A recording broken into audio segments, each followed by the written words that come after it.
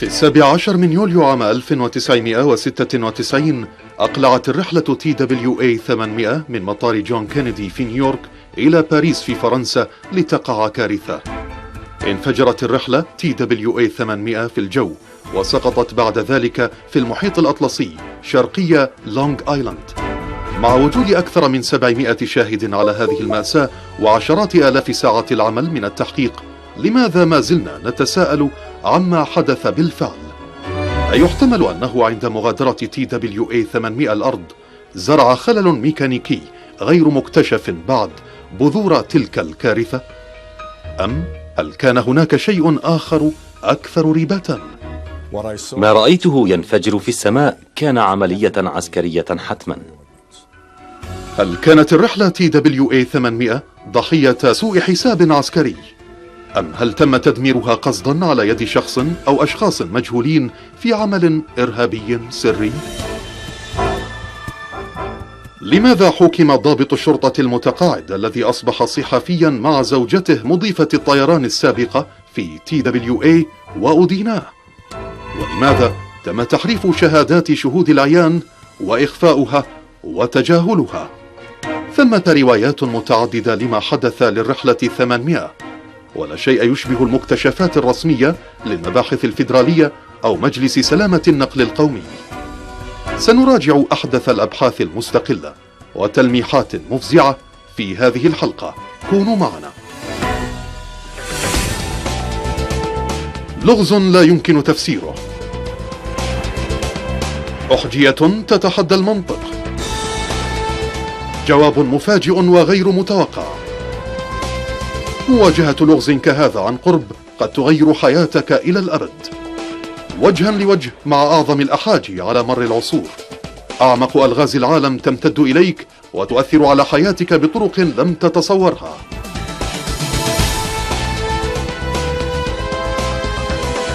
وقائع غامضة.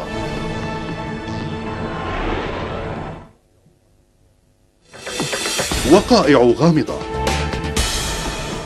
يعتقد أمريكيون أن الرحلة TWA 800 تم تدميرها قصدا بصاروخ، إما بصاروخ إرهابي أو بصاروخ أطلقته عن طريق الخطأ البحرية الأمريكية. لكن الوكالات الحكومية كالمباحث الفيدرالية ومجلس سلامة النقل القومي تصر على أن الحادث كان نتيجة خلل ميكانيكي في الطائرة. ولكن لماذا ما زلنا نستكشف هذا اللغز أصلا؟ ألم يجري تحقيق شامل من قبل المباحث الفيدرالية ووكالات أخرى؟ هذه هي المشكلة. يعتقد محققون مستقلون وأفراد عائلات الضحايا أن الأدلة لا تشير إلى خلل ميكانيكي في الطائرة، بل إلى شيء لا تستطيع المصادر الرسمية تحديده أو ترفض ذلك. لماذا فشلت أكثر وكالات التحقيق كفاءة وتمويلا وبعد آلاف ساعات العمل على تفحص الأدلة في إقناع المحققين الخاصين وأفراد عائلات الضحايا وشهود العيان بأن استنتاجاتها صحيحة؟ لم يتقبل العديدون التقرير الرسمي لعدم ارتباطه بشهادات شهود العيان والأدلة المادية أو فيزياء الطيران. في 18:19 مساء أقلعت طائرة بوينغ 747 باسم الرحلة TWA 800 من مطار كينيدي واتجهت شرقا. كانت السماء صافية وتقدمت الطائرة بلا حوادث، ولكن خلال دقائق انفجرت الطائرة وسقط حطامها مع 230 شخصا على متنها في المحيط. من هم الشهود على هذه المأساة وماذا رأوا؟ في الواقع 736 شاهد عيان رأوا معظم الأحداث قبل وأثناء وبعد تحطم TWA 800. بعضهم كان في نقاط استراتيجية. كان دوايت براملي على متن الرحلة US 217 المتجهة شمالا إلى رود آيلاند في بروفيدانس. كانت رحلته على ارتفاع 7000 قدم فوق TWA 800. رغم موقعي من الانفجار وهو موقع ذو أفضلية متميزة، فإنه كان ينقصني الخبرة بفهم الموقع الحقيقي النسبي والحركة وغيرهما. أيضا لم يتصل بي أحد ذو خبرة بالطيران.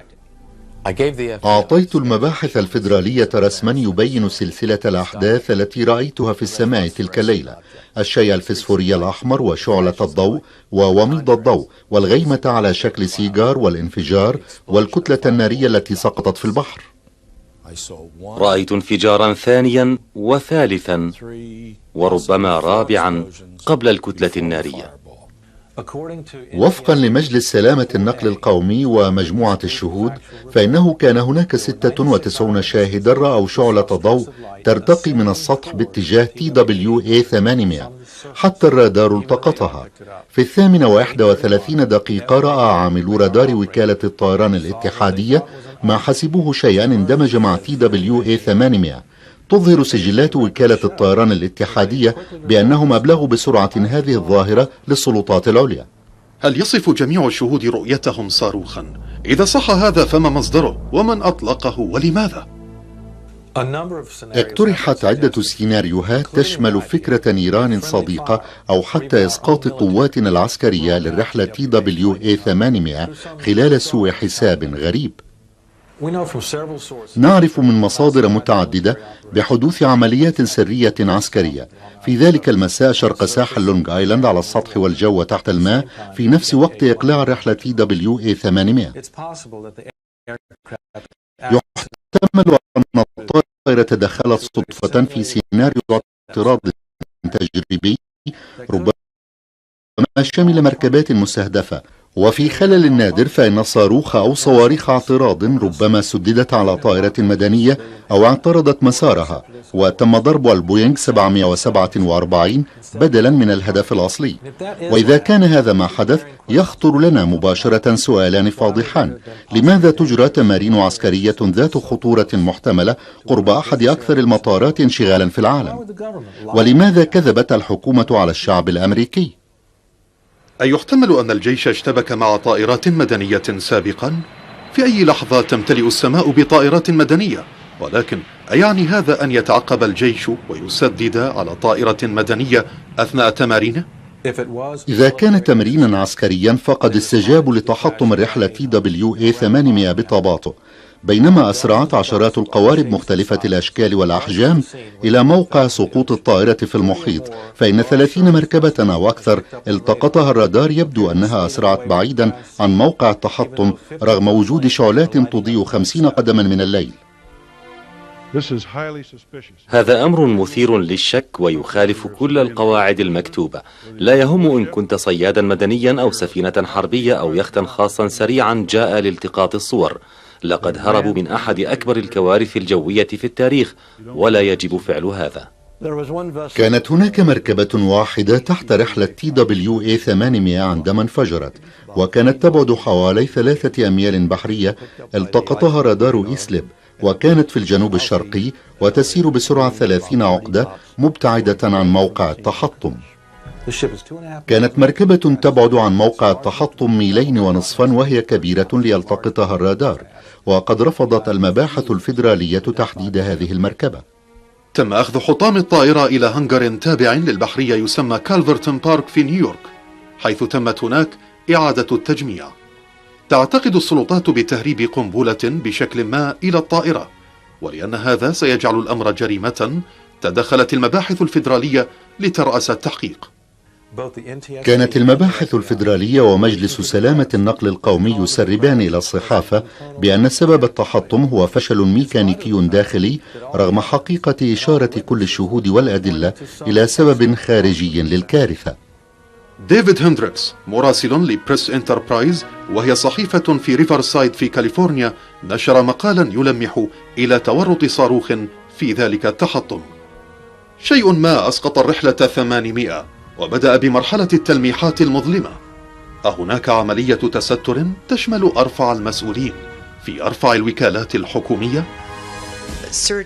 قال الرقيب كوفلاسكي: لا يمكنك إخباري بأنه شيء غير صاروخ.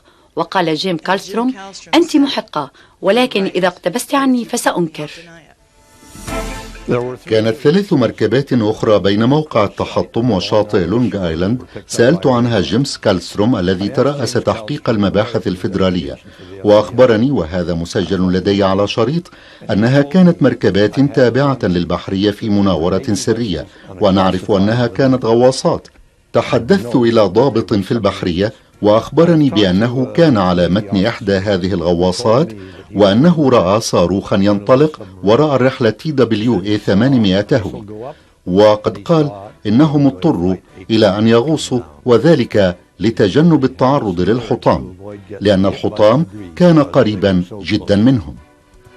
أم هل يحتمل أن ما حسبه الشهود صاروخا كان في الواقع شيئا آخر؟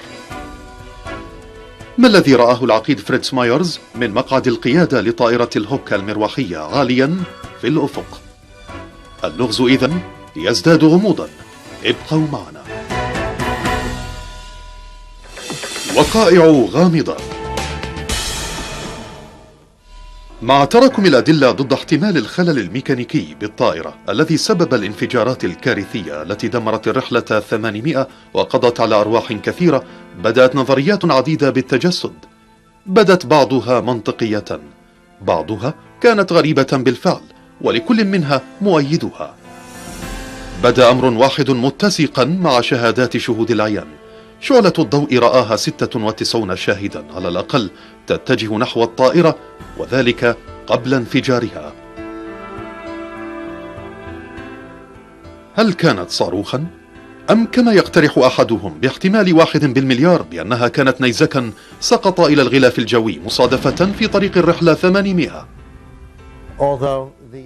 رغم كون احتمال مثل هذه الحادثة ضئيلا، فإن إصابة من نيزك أو المرور بقربه كان سيسبب تحطم الرحلة TWA 800.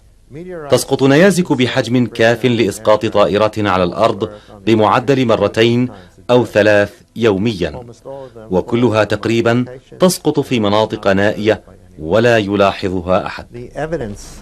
الدليل على انفجار خزان الوقود المركزي وانشطار الطائرة إلى نصفين مقنع، وما لم يتم تفسيره هو مصدر الاشتعال الذي سبب انفجار الخزان المركزي.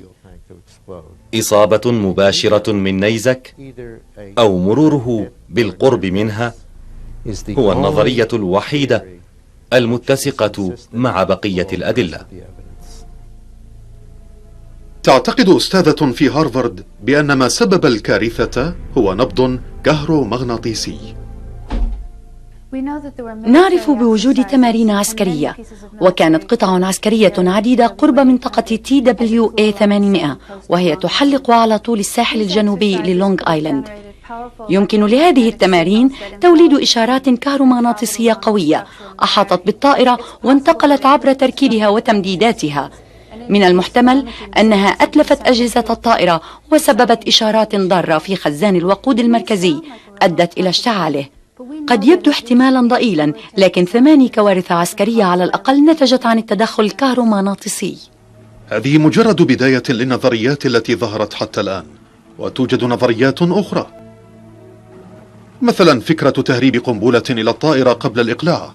وهناك أشخاص حتى من بين المحققين يعتقدون أن سقوط الرحلة 800 قد يكون عملا إرهابيا، ولكن هل يقود الدليل إلى هذا؟ وفقا للمباحث الفيدرالية والمخابرات المركزية ومجلس سلامة النقل القومي وكل مصدر رسمي تقريبا، لا يوجد دليل مادي يشير إلى إطلاق صاروخ من أي نوع على الرحلة TWA 800. على ضوء هذا الدليل تم استبعاد القنبلة أو ضربة صاروخية كمسبب لتحطم الطائرة. سأبين بوضوح أن مجلس السلامة لم يجد أي دليل. هذا أحد الأمور التي يخالفها. فكرة عدم وجود دليل مادي ليست صحيحة. الدليل المادي هو سبب اعتقال جيم واليس ساندرز. جيم ضابط شرطة متقاعد أصبح كاتبا وصحفيا محققا من خلال زوجته، وهي موظفة طويلة الخدمة في TWA. أصبح مهتما في تحطم TWA 800 وبدأ تحقيقه الخاص ليرى إذا كان بوسعه إيجاد المسبب. ما فعلته الحكومة به وبزوجته أمر لا يصدق، وأنا أعتقد أن هذا هو دليل قوي على التستر. عين تيري سيتيسي رئيس طياري TWA ليرأس تحقيق TWA، وشعر بالقلق من حقيقة عدم مشاركة المباحث الفيدرالية بكل الأدلة التي تملكها مع أطراف التحقيق الأخرى.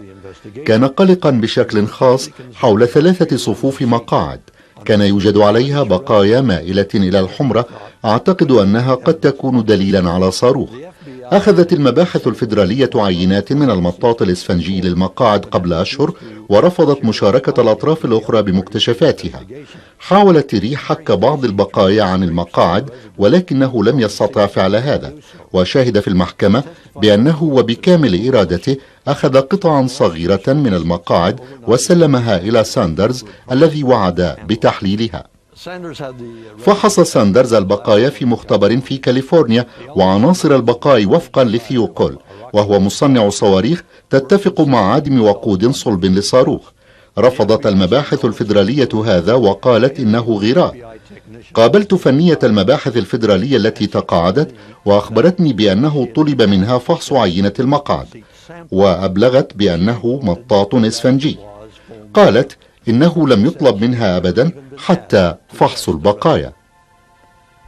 كان تقرير ساندرز هو مصدر القصة المنشورة في صحيفة بريس انتربرايز في ريفرسايد، ولكن هل كان تحليله دقيقا؟ كان الرد الرسمي على هذا الدليل مفاجئا للجميع. اعتقلت المباحث الفيدرالية جيم وليز ساندرز، وكانت جريمتها هي الاتصال بتيرستيسي لإخباره بأنها وجيم لن يحضرا حفلة عيد ميلاد TWA، ولكن لم تكشف وسائل الإعلام الرئيسية أو تعترض على التحرش بصحفي محقق وحتى زوجته. تمت محاكمة جيم وزوجته بجنحة التحريض على إزالة أدلة من موقع تحطم الطائرة. تم الحكم على جيم وزوجته بفترة مراقبة ل4 سنوات وخدمة المجتمع، ورغم جهود الحكومة لسجنهما ألغى القاضي الحكم لاحقا. وماذا عن العينات التي سببت هذه الفوضى كلها؟ في مقال مطول للواشنطن بوست، اعترف ويليام توبن خبير المعادن في المباحث الفيدرالية باكتشاف التحقيق لبقايا من متفجرات، واقتبس عن جيم كالستروم المحقق الرئيسي آنذاك في المباحث الفيدرالية قوله: لقد حصلنا على الدليل على وجود قنبلة. ولكن وفقا لتقرير المباحث الفيدرالية الرسمي، فإن البقايا هي غراء بسيط يستخدم لإلصاق وسائد المقعد بالإطار. كانت جلسة مجلس سلامة النقل العلنية عام 1997 مهزلة. بناء على طلب المباحث الفيدرالية، فإن الشهود الذين رأوا صاروخا يسقط الطائرة لم يسمح لهم بالشهادة. أيحتمل أنه تم استثناء الشهود المدنيين جميعهم قصدا؟ أيحتمل أن الشهود 96 الذين أبلغوا عن رؤية شعلة ضوء تتجه نحو الرحلة 800 مخطئون؟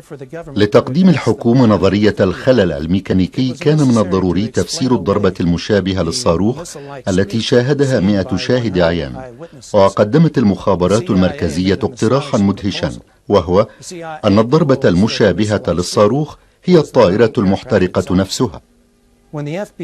عندما أعلنت المباحث الفيدرالية انسحابها من التحقيق في نوفمبر عام 98، ظهرت هذه الرسوم المتحركة للمخابرات المركزية بالتلفاز بعرض من جيمس هولستروم محقق المباحث الفيدرالية المسؤول.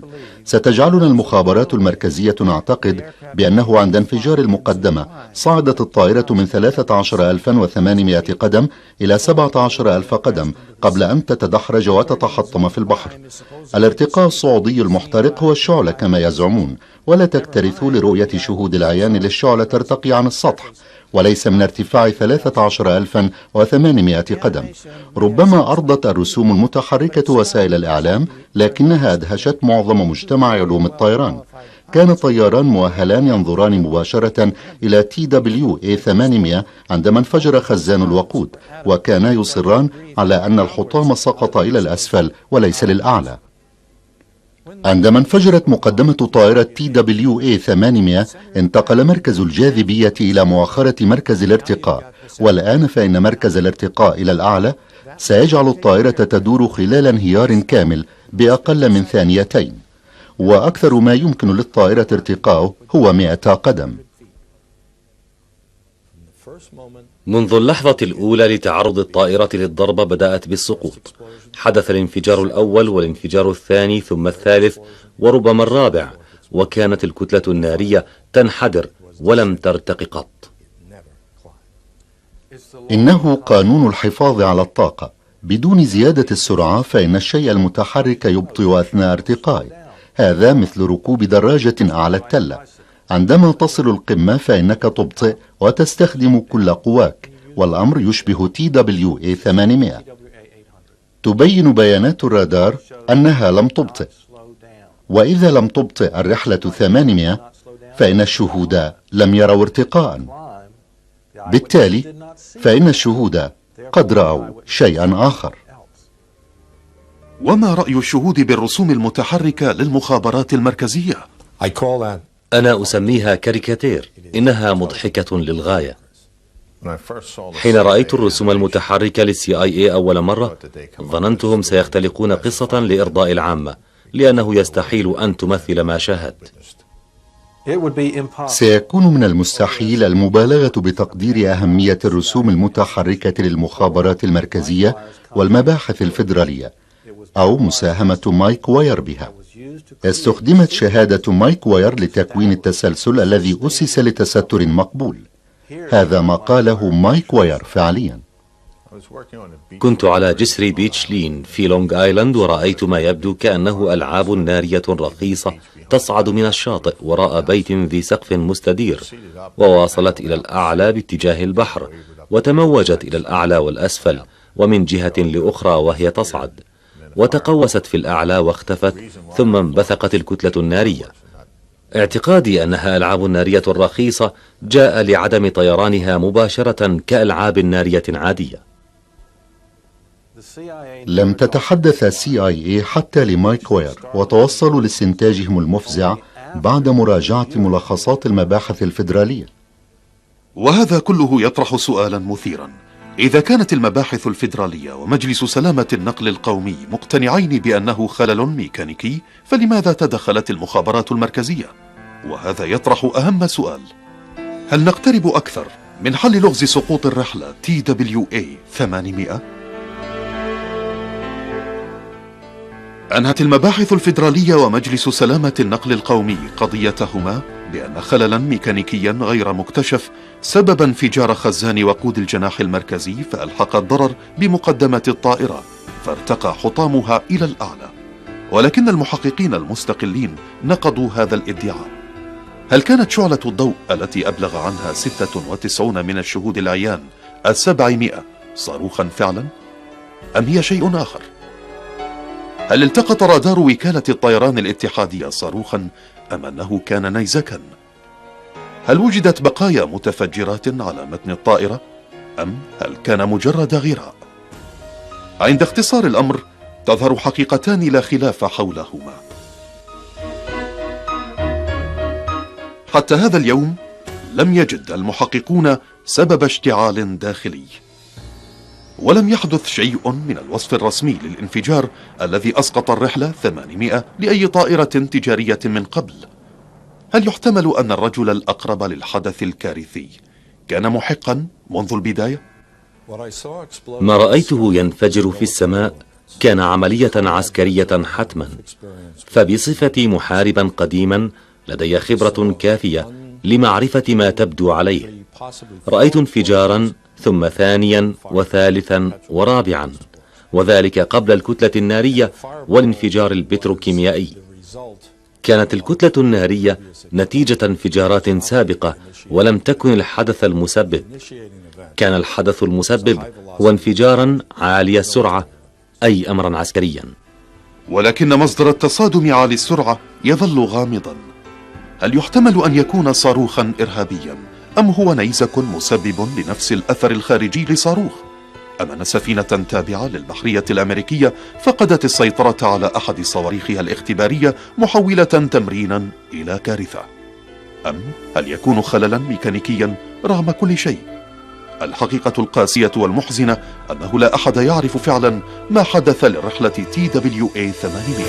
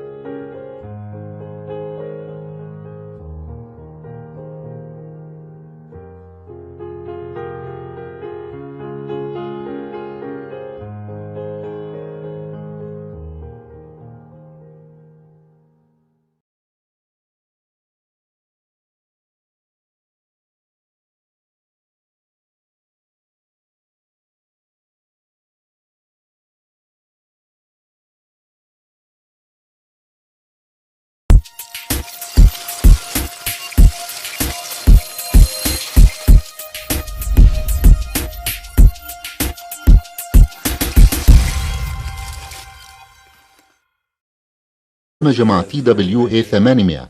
تظهر سجلات وكالة الطيران الاتحادية بأنهم أبلغوا بسرعة هذه الظاهرة للسلطات العليا. هل يصف جميع الشهود رؤيتهم صاروخا؟ إذا صح هذا فما مصدره ومن أطلقه ولماذا؟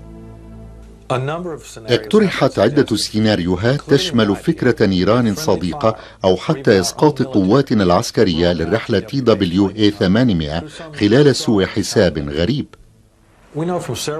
نعرف من مصادر متعددة بحدوث عمليات سرية عسكرية في ذلك المساء شرق ساحل لونج آيلاند على السطح والجو وتحت الماء في نفس وقت إقلاع الرحلة TWA 800.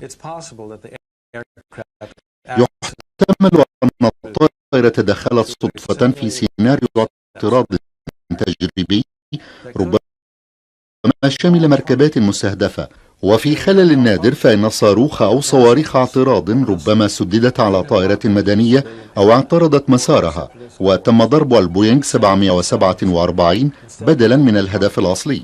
وإذا كان هذا ما حدث يخطر لنا مباشرة سؤالان فاضحان: لماذا تجرى تمارين عسكرية ذات خطورة محتملة قرب أحد أكثر المطارات انشغالا في العالم؟ ولماذا كذبت الحكومة على الشعب الأمريكي؟ أيحتمل أن الجيش اشتبك مع طائرات مدنية سابقا؟ في أي لحظة تمتلئ السماء بطائرات مدنية، ولكن أيعني هذا أن يتعقب الجيش ويسدد على طائرة مدنية أثناء تمارينه؟ إذا كان تمرينا عسكريا فقد استجابوا لتحطم الرحلة TWA 800 بتباطؤ، بينما أسرعت عشرات القوارب مختلفة الأشكال والأحجام إلى موقع سقوط الطائرة في المحيط، فإن 30 مركبة أو أكثر التقطها الرادار يبدو أنها أسرعت بعيدا عن موقع التحطم رغم وجود شعلات تضيء 50 قدما من الليل. هذا أمر مثير للشك ويخالف كل القواعد المكتوبة. لا يهم إن كنت صيادا مدنيا أو سفينة حربية أو يختا خاصا سريعا جاء لالتقاط الصور. لقد هربوا من أحد أكبر الكوارث الجوية في التاريخ ولا يجب فعل هذا. كانت هناك مركبة واحدة تحت رحلة TWA 800 عندما انفجرت، وكانت تبعد حوالي 3 أميال بحرية. التقطها رادار إيسليب وكانت في الجنوب الشرقي وتسير بسرعة 30 عقدة مبتعدة عن موقع التحطم. كانت مركبة تبعد عن موقع التحطم 2.5 ميل وهي كبيرة ليلتقطها الرادار، وقد رفضت المباحث الفيدرالية تحديد هذه المركبة. تم أخذ حطام الطائرة إلى هنجر تابع للبحرية يسمى كالفرتون بارك في نيويورك، حيث تمت هناك إعادة التجميع. تعتقد السلطات بتهريب قنبلة بشكل ما إلى الطائرة، ولأن هذا سيجعل الأمر جريمة تدخلت المباحث الفيدرالية لترأس التحقيق. كانت المباحث الفيدرالية ومجلس سلامة النقل القومي يسربان إلى الصحافة بأن سبب التحطم هو فشل ميكانيكي داخلي، رغم حقيقة إشارة كل الشهود والأدلة إلى سبب خارجي للكارثة. ديفيد هندريكس مراسل لبريس انتربرايز وهي صحيفة في ريفرسايد في كاليفورنيا نشر مقالا يلمح إلى تورط صاروخ في ذلك التحطم. شيء ما أسقط الرحلة 800 وبدأ بمرحلة التلميحات المظلمة. أهناك عملية تستر تشمل أرفع المسؤولين في أرفع الوكالات الحكومية؟ قال الرقيب كوفلاسكي: لا يمكنك إخباري بأنه شيء غير صاروخ. وقال جيم كالستروم: أنت محقة، ولكن إذا اقتبست عني فسأنكر. كانت 3 مركبات أخرى بين موقع التحطم وشاطئ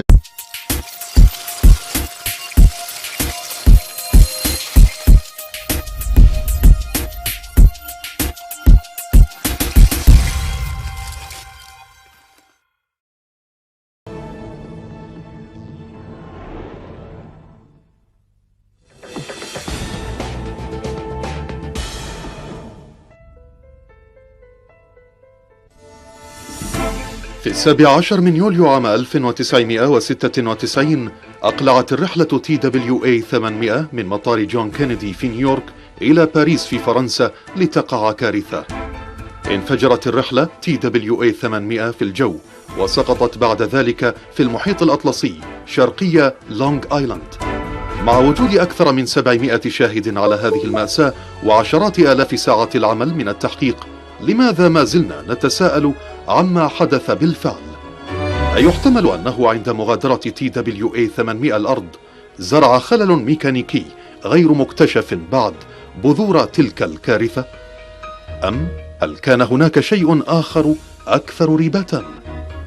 ما رأيته ينفجر في السماء كان عملية عسكرية حتما. هل كانت الرحلة TWA 800 ضحية سوء حساب عسكري؟ أم هل تم تدميرها قصدا على يد شخص أو أشخاص مجهولين في عمل إرهابي سري؟ لماذا حُكم ضابط الشرطة المتقاعد الذي أصبح صحفيا مع زوجته مضيفة الطيران السابقة في TWA وأديناه؟ ولماذا تم تحريف شهادات شهود العيان وإخفاؤها وتجاهلها؟ ثمة روايات متعددة لما حدث للرحلة 800، ولا شيء يشبه المكتشفات الرسمية للمباحث الفيدرالية أو مجلس سلامة النقل القومي. سنراجع أحدث الأبحاث أو فيزياء الطيران. في 8:10 مساء أقلعت طائرة بوينغ 747 باسم الرحلة TWA 800 من مطار كينيدي واتجهت شرقا. كانت السماء صافية وتقدمت الطائرة بلا حوادث، ولكن خلال دقائق انفجرت الطائرة وسقط حطامها مع 230 شخصا على متنها في المحيط. من هم الشهود على هذه المأساة وماذا رأوا؟ في الواقع 736 شاهد عيان رأوا معظم الأحداث قبل وأثناء وبعد تحطم TWA 800. بعضهم كان في نقاط استراتيجية. كان دوايت براملي على متن الرحلة US 217 المتجهة شمالا إلى رود آيلاند في بروفيدانس. كانت رحلته على ارتفاع 7000 قدم فوق TWA 800. رغم موقعي من الانفجار وهو موقع ذو أفضلية متميزة، فإنه كان ينقصني الخبرة بفهم الموقع الحقيقي النسبي والحركة وغيرهما. أيضا لم يتصل بي أحد ذو خبرة بالطيران. أعطيت المباحث الفيدرالية رسما يبين سلسلة الأحداث التي رأيتها في السماء تلك الليلة: الشيء الفسفوري الأحمر وشعلة الضوء ووميض الضوء والغيمة على شكل سيجار والانفجار والكتلة النارية التي سقطت في البحر. رأيت انفجارا ثانيا وثالثا وربما رابعا قبل الكتلة النارية. وفقا لمجلس سلامة النقل القومي ومجموعة الشهود، فإنه كان هناك 96 شاهدا رأوا شعلة ضوء ترتقي من السطح باتجاه TWA 800 حتى الرادار التقطها.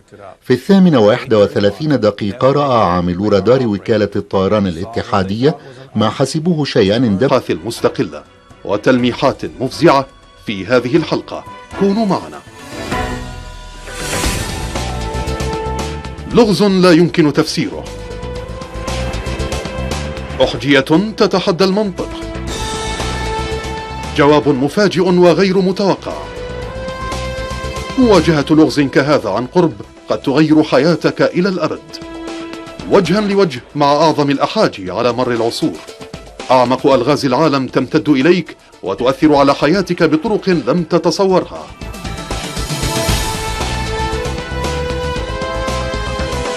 وقائع غامضة.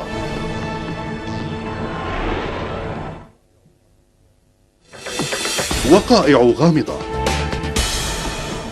يعتقد أمريكيون أن الرحلة TWA 800 تم تدميرها قصدا بصاروخ، إما بصاروخ إرهابي أو بصاروخ أطلقته عن طريق الخطأ البحرية الأمريكية. لكن الوكالات الحكومية كالمباحث الفيدرالية ومجلس سلامة النقل القومي تصر على أن الحادث كان نتيجة خلل ميكانيكي في الطائرة. ولكن لماذا ما زلنا نستكشف هذا اللغز أصلا؟ ألم يجري تحقيق شامل من قبل المباحث الفيدرالية ووكالات أخرى؟ هذه هي المشكلة.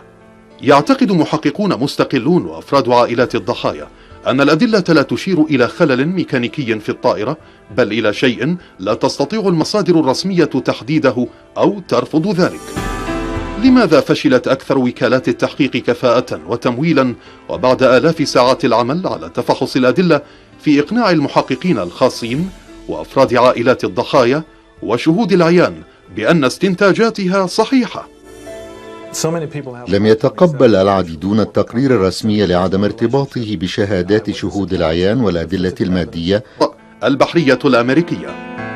لكن الوكالات الحكومية كالمباحث الفيدرالية ومجلس سلامة النقل القومي تصر على أن الحادث كان نتيجة خلل ميكانيكي في الطائرة.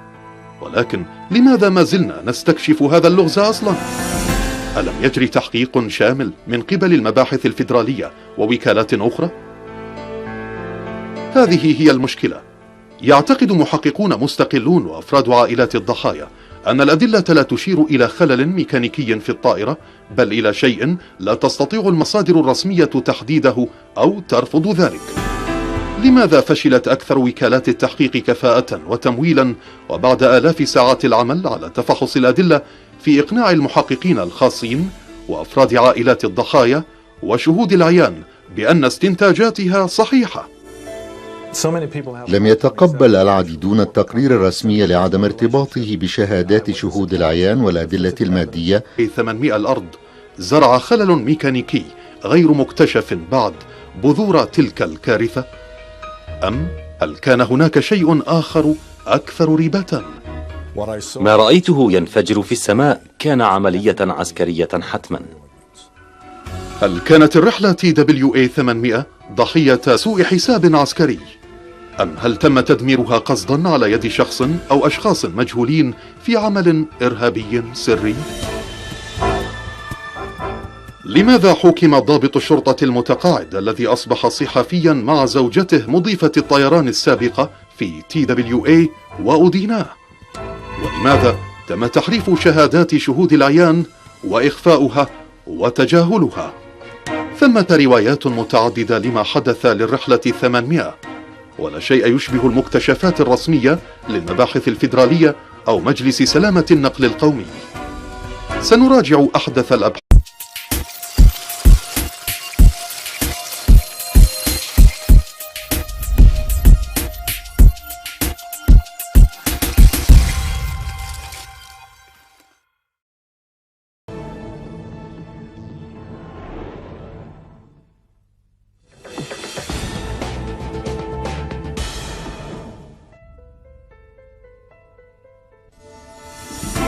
في 17 من يوليو عام 1996 أقلعت الرحلة TWA 800 من مطار جون كينيدي في نيويورك إلى باريس في فرنسا لتقع كارثة. انفجرت الرحلة TWA 800 في الجو وسقطت بعد ذلك في المحيط الأطلسي شرقي لونغ آيلاند. مع وجود أكثر من 700 شاهد على هذه المأساة وعشرات آلاف ساعات العمل من التحقيق، لماذا ما زلنا نتساءل عما حدث بالفعل؟ أيحتمل أنه عند مغادرة TWA أو فيزياء الطيران؟ في 18:19 مساء أقلعت طائرة بوينغ 747 باسم الرحلة TWA 800 من مطار كينيدي واتجهت شرقا. كانت السماء صافية وتقدمت الطائرة بلا حوادث، ولكن خلال دقائق انفجرت الطائرة وسقط حطامها مع 230 شخصا على متنها في المحيط. من هم الشهود على هذه المأساة وماذا رأوا؟ في الواقع 736 شاهد عيان رأوا معظم الأحداث قبل وأثناء وبعد تحطم TWA 800. بعضهم كان في نقاط استراتيجية. كان دوايت براملي على متن الرحلة US 217 المتجهة شمالا إلى رود آيلاند في بروفيدانس. كانت رحلته على ارتفاع 7000 قدم فوق TWA 800. رغم موقعي من الانفجار، الأبحاث المستقلة وتلميحات مفزعة في هذه الحلقة. كونوا معنا. لغز لا يمكن تفسيره، أحجية تتحدى المنطق، جواب مفاجئ وغير متوقع. مواجهة لغز كهذا عن قرب قد تغير حياتك إلى الأبد. وجها لوجه مع أعظم الأحاجي على مر العصور. أعمق ألغاز العالم تمتد إليك وتؤثر على حياتك بطرق لم تتصورها.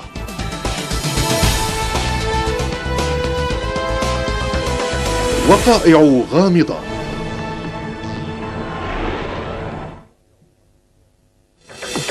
وقائع غامضة يعتقد أمريكيون أن الرحلة TWA 800 تم تدميرها قصدا بصاروخ، إما بصاروخ إرهابي أو بصاروخ أطلقته عن طريق الخط